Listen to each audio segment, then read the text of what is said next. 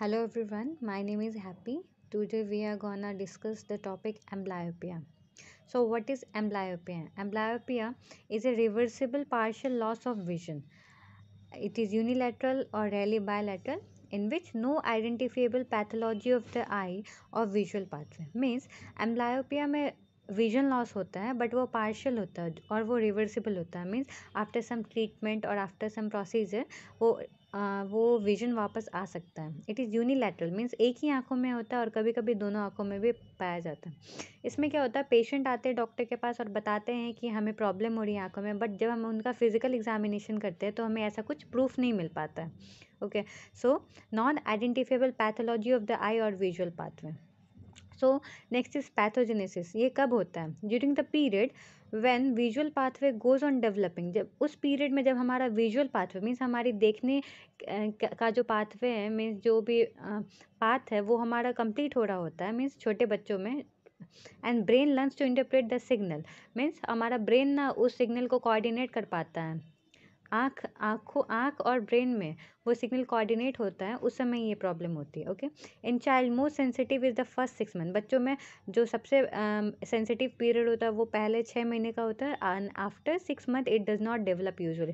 और 6 महीने के बाद वो डेवलप नहीं होता usually.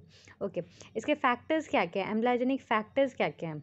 The first one is visual deprivation. Means देखने में प्रॉब्लम हो रही है. कुछ बच्चे होते हैं कि जो कि ना एक आंख बंद करके देखने की कोशिश करते हैं और उनकी ये हैबिट में आ जाता है, visual deprivation. Second is light deprivation. आंखों में रोशनी की कमी हो रही है, अच्छे से लाइट नहीं मिल पा रही उस वजह से, या स्ट्रैबिस्मस की वजह से. ओके, स्ट्रैबिस्मस वो तिरछा देखना जिसे हम स्क्विंट भी कहते हैं. So what are its clinical features?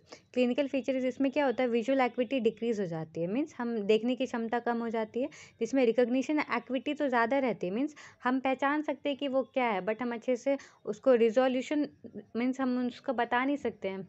For example कि हमको दिख रहा है सामने कि वो कुछ सामान है, ठीक है, बट हम बता नहीं कर पा रहे, फाइनली हम वो आइडेंटिफाई नहीं कर पा रहे कि आखिर वो सामान है क्या. ओके, फॉर सीवियर केसेस में इसकी विजुअल एक्विटी 20/200 होती है, मॉडरेट में 20/100 होती है, एंड माइल्ड में 20/60 होती है. Okay, so next is neutral density filter. इसमें क्या होता है ना, अगर किसी की विजुअल एक्विटी लो है ड्यू टू एम्ब्लायोपिया की वजह से, तो हम ये प्रोसीजर करते हैं न्यूट्रल डेंसिटी फिल्टर. इसमें क्या होता है, विजुअल एक्विटी इससे इंक्रीज होने की चांसेस होती है अगर उसका विजन लॉस एम्ब्लायोपिया की वजह से हुआ.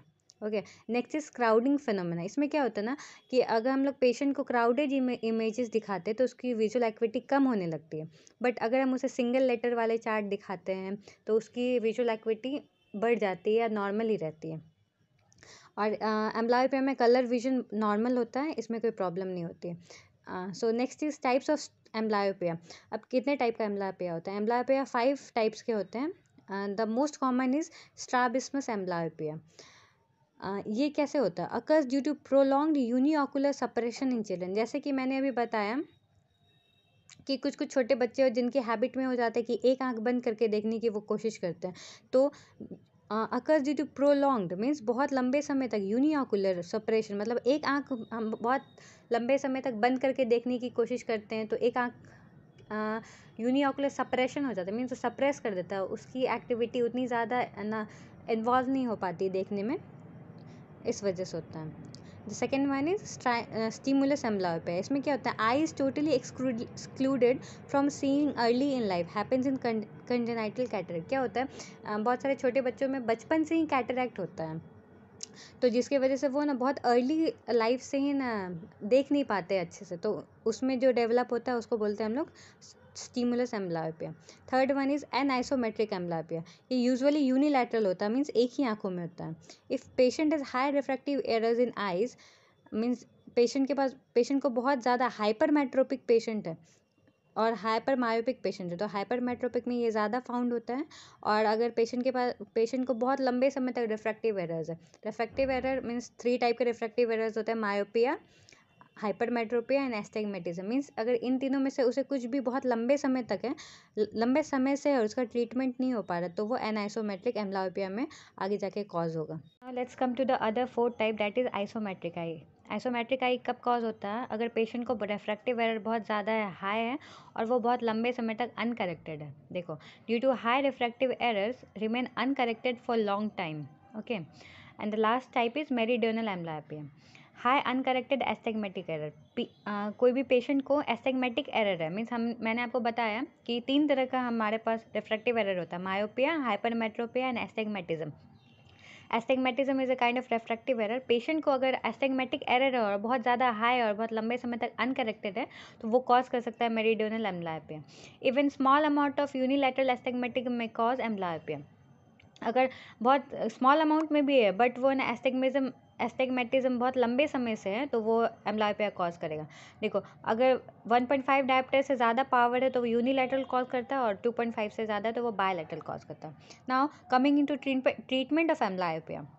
एम्ब्लायोपिया हम लोग ट्रीट करने के लिए कुछ थेरेपीज से देते हैं पेशेंट को। तो first one is occlusion therapy.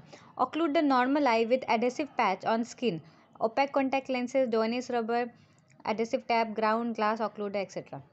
देखो क्या होता है ना, ये किसी पेशेंट का आई है और ये नॉर्मल आई है, ठीक है। तो हम लोग क्या कहते हैं, नॉर्मल आई को ऑक्लूड करते हैं, मीन्स इसको हम लोग ढक देते हैं इन चीज़ों से, adhesive patch, opaque contact lenses, डोनेस रबर, एडेसिव टैप एक्सेट्रा से। तो इसमें क्या होता है ना कि पेशेंट की जो दूसरी आई है उसको फोर्स यूज़ करना पड़ता है, ठीक है। मीन्स अगर आपके पास 2 आई है, ठीक है, और हम लोग अगर एक को हटा दिए मीन्स हम लोग अगर इसको ढक दिए, इसको यूज़ में नहीं लेके आएंगे, ऑब्वियसली है कि दूसरी आँख से ही लोग देखना चालू करेंगे, तो वही इसको हम लोग फोर्स यूज़ करवाते हैं। इसमें एक प्रिकॉशन है कि अगर कोई ओपेसिटी या रिफ्रैक्टिव एरर है पेशेंट को पहले से, तो वो है ना हम लोग पहले करेक्ट करते हैं, मीन्स पहले हम लोग उसका ट्रीटमेंट कराते हैं, उसके बाद देन आफ्टर हम लोग ऑक्लूजन थेरेपी करते हैं। तो ऑक्लूजन थेरेपी होता कैसे है, 2 तरीके का होता है, एक होता है पार्ट टाइम और एक होता है फुल टाइम।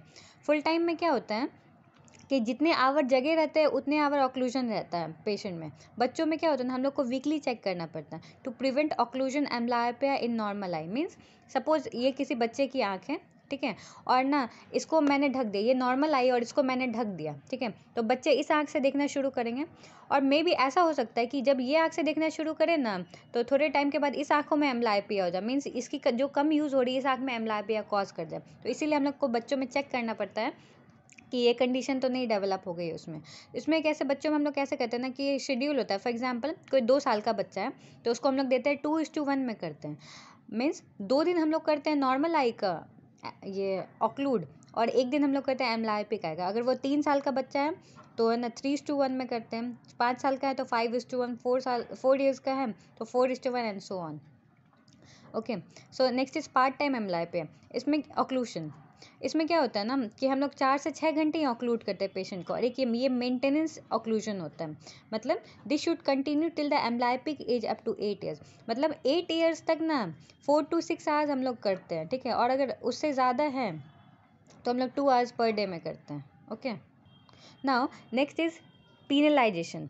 पीनलाइजेशन में क्या होता है, ये एक फार्मालॉजिकल मैनिपुलेशन है, ठीक है। हम लोग मैनिपुलेट करते हैं, क्या करते हैं ना, पेशेंट की आंखों में एट्रोपिन डालते हैं, एट्रोपिन पीनलाइजेशन करते हैं। मीन्स जो पेशेंट की नॉर्मल आई होती है उसमें ब्लडिंग हो जाती है, ठीक है। इसमें हम लोग लेंस भी यूज़ कर सकते हैं पीनलाइजेशन प्रोसेस में। नेक्स्ट इज प्लियोट्रॉपिक एक्सरसाइजेज करवाते हैं, प्लियोट्रॉपिक एक्सरसाइज। फिर है perceptual learning, and the last one is computerised active therapy, vision therapy. इसमें क्या होता है ना, एक्चुअली ना इसमें ये ना ऑकुलर थेरेपी का ना ये एक सप्लीमेंट है। Means computerise active vision therapy हम लोग करवाते हैं, पहले हम लोग ऑकुलर थेरेपी करवाते हैं, और अगर नहीं हो पाता है तो हम लोग कंप्यूटराइज एक्टिव विजन थेरेपी देते हैं। It is a kind of psychological learning. Means patient के दिमाग से मेनली हम लोग यहाँ पे ट्रीट करते हैं कि है ना उनके कहीं मन में तो नहीं बैठा हुआ है कि हमें नहीं दिख रहा है, इसलिए बोला कि it is a kind of psychological learning. Thank you. So ये था हमारा एम्ब्लायोपिया का टॉपिक। अगर आपको कोई भी डाउट हो आप स्क्रीनशॉट भी ले सकते हो, तो मुझे कमेंट सेक्शन में आप ज़रूर पूछें। Thank you, bye.